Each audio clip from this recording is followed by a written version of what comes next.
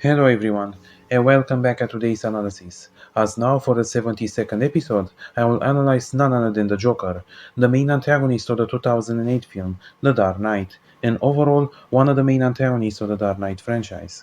By far the most iconic version of the character ever created, this version of the Joker has not only surpassed the original comic book counterpart, but is the most evil and the most realistic version ever made, and my ultimate compliments and condolences to the late Heath Ledger, as this episode will be dedicated to him and this iconic villain, as we can better understand his version of the Joker, and his journey from a simple man who lost everything to the iconic clown prince of crime.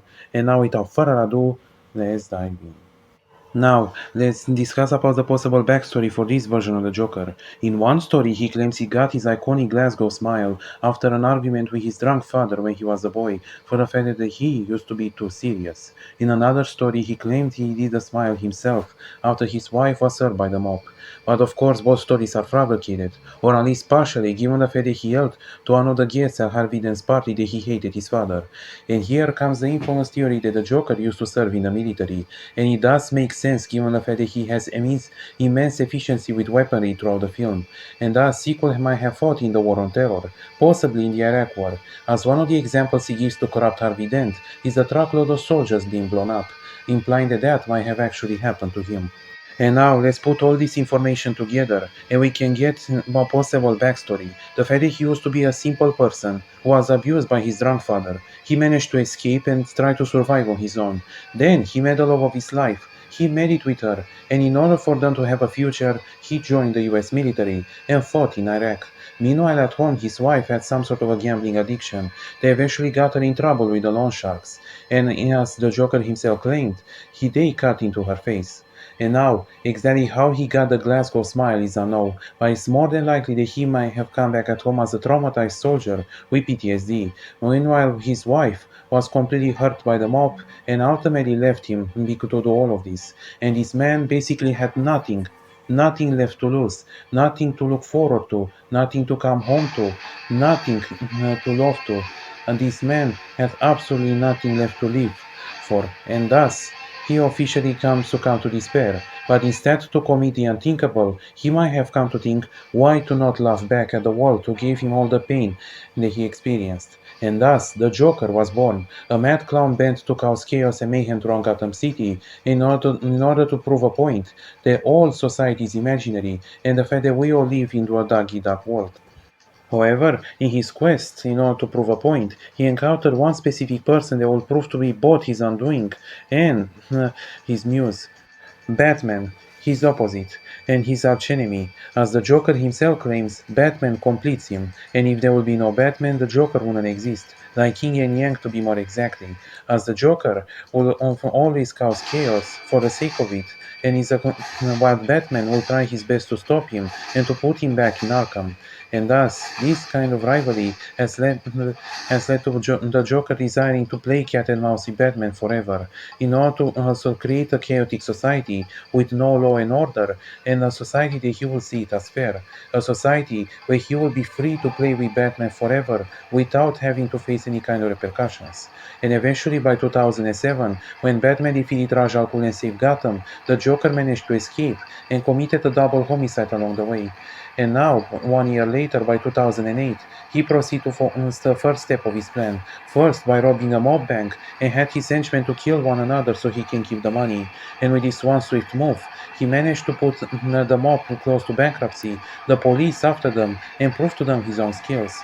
And then he shows up to the mob leaders to propose to them a deal that will see Batman dead and their former glory restored. But of course, it's all a lie. In reality, the Joker wants to use the mob's resources in order to advance his plans to cause chaos. While the Chechens supported him, Sal Maroni is neutral, but gamble overwhelmingly opposes him, and even put a bounty on the Joker, resulting in the Joker successfully using a Trojan horse kind of strategy in order to kill him, in tandem with Law being captured by Batman in Hong Kong. And with all of this, the mob has now no choice but to hire the Joker and gave him all the resources of the mob at his disposal. proposal.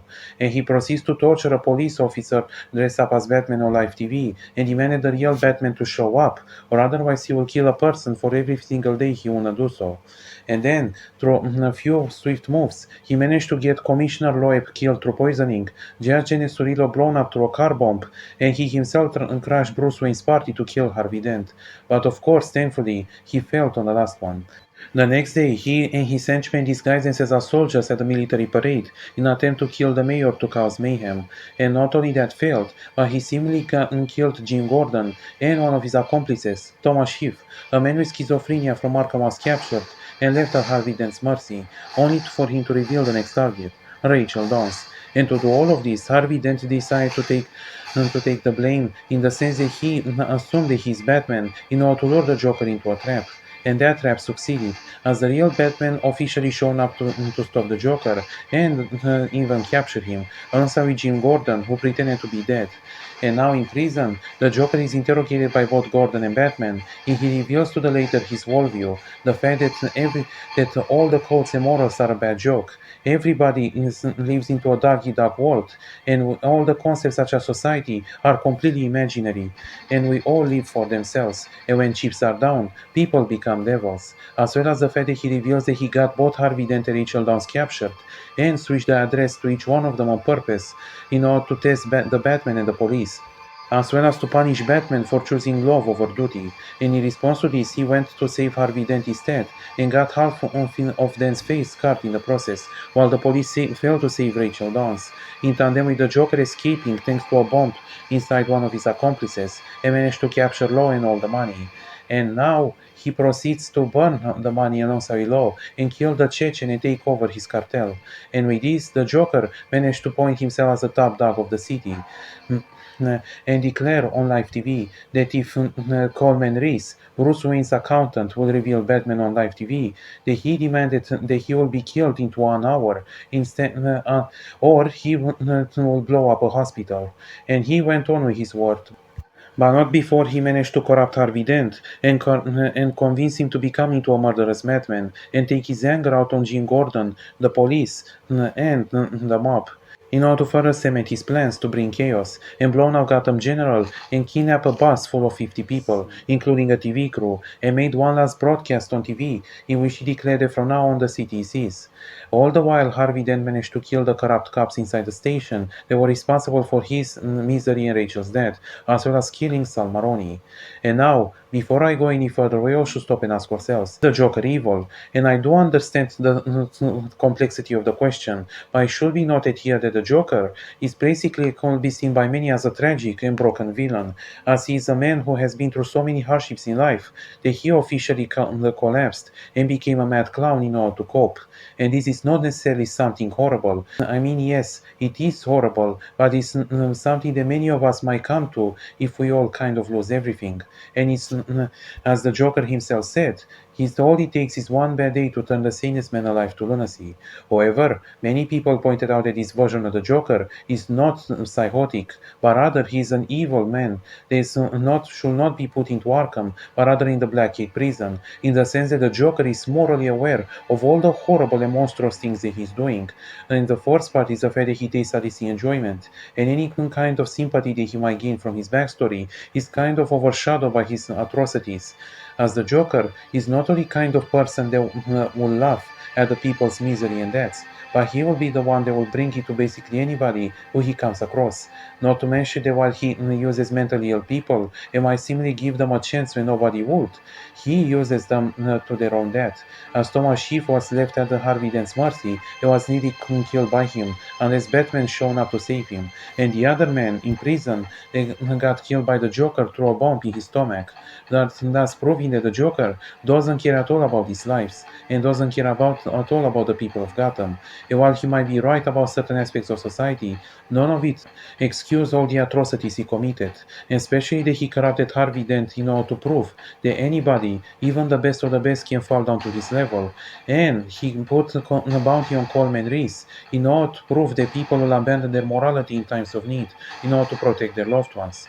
And while he himself describes himself as an agent of chaos, a man without a plan, that too is a lie, as in the first scene when he robbed the mob bank, The smoke bomb comes out of his pocket, proving that he planned to smoke the bank all along, and in the final scene, he reads to the boats a monologue wrote by him, further proving his hypocrisy, thus proving that the answer is ultimately yes.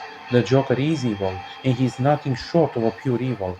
And in the end, he put one last social experiment in which he tried to get both the civilian and the prisoner boats to blow up each other in order to prove that everyone is capable of murder. But thankfully, they all refused to do so, and Batman showed up in order to stop him. But even after his defeat, the Joker has already won, as Harvey Dent was brought to the point of no return. He tried to kill Jim Gordon's family, resulting in Batman literally killing him and taking the blame for Harvey's crimes, thus causing him to quit being Batman for the next 8 years. And meanwhile, the Joker, whether he's still alive or not, is absolutely unknown. But his actions led to the rise of Bane and the return of the League of Shadows in 2016. They will create a chaotic society that the Joker would be proud of. So in the end, who was, or possibly who is the Joker? He's nothing more but a megalomaniacal monster who only wanted to prove a point. A monster that will do anything and sacrifice anyone to fulfill his quest, so he can bring down the society due to being sick of it. And a man that could easily be called as one of the most iconic and most evil villains ever made in cinema. Thanks for watching, everyone. Please don't forget to give a like and subscribe, and have a nice day. Why so serious?